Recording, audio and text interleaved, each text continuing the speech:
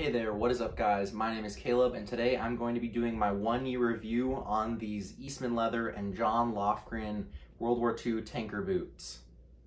So I found out about these boots while I was looking for a pair of black engineer boots, and I first stumbled across them while perusing through the Standard and Strange website.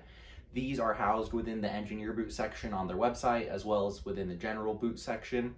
I was really drawn to this tall, strappy top, and I thought it was really interesting. I honestly found it to be a tad intimidating, so I wasn't really confident on pulling the trigger on anything, especially with their large price tag. So at the time, I had a pre-order for a pair of Westco boots in a brown leather, and so because of that, I wanted a pair of boots in a black leather, and so I was drawn to these. One of the reasons I felt more confident purchasing these was because I knew they were in an E-width, and since I have wider feet, this was something that made me want these more because I was more confident that they would end up fitting me. Unfortunately, at the time, Standard and Strange only had them in stock in a small number of sizes and they hadn't received a restock.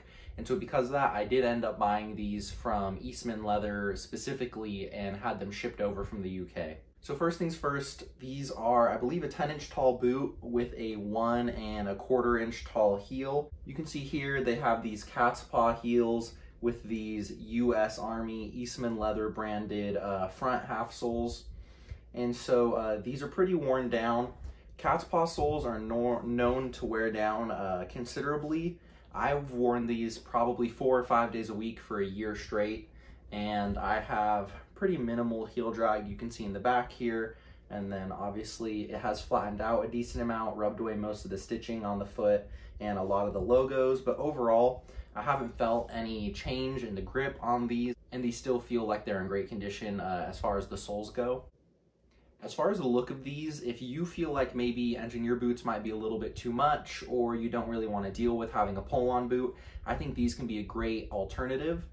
When you have your pants down over them, they do kind of just look like a lace-up boot, but if you look at something like the John Lofgren engineer boot, they actually do have a very similar looking toe, and from afar they are very similar looking.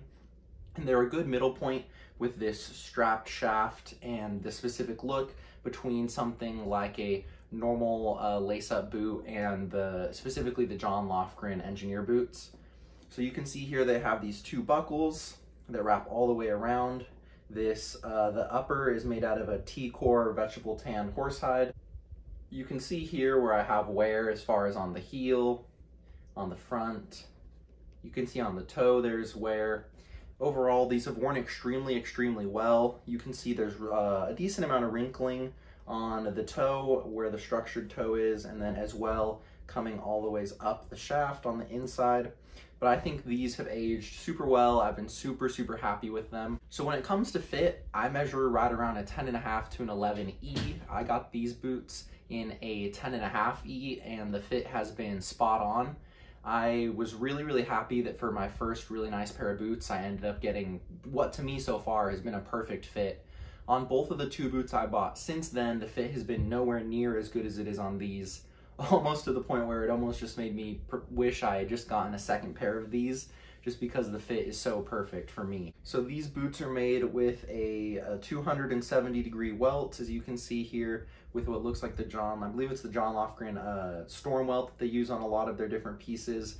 These have a 1 piece down here at the bottom, which the whole bottom part of the boot, the vamp, is made out of.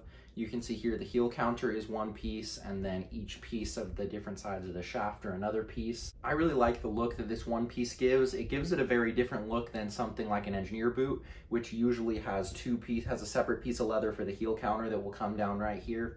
And I think what it does for the silhouette is really interesting. As you can see here, these boots have a fully gusseted tongue, which I know often for a lot of people is a pain point where they often find a lot of fit issues. Personally, when I'm looking here, I didn't really have any issues. These fit great. The tongue is pretty thin and made out of a soft, supple leather, and so because of that, it hasn't caused any issues for me. While the straps are an unconventional way to tie down your boots, they are actually really comfortable, and from each different anchor point, like here, here on the back and then coming around the front, they can kind of be micro adjusted, and the actual fit can be pretty considerably altered depending on how you strap down the boots. I don't have a super tall instep, but it was decently tall, and when I first did put the boots on, I did have a little bit of pain coming from here where it had to stretch out to accommodate my foot.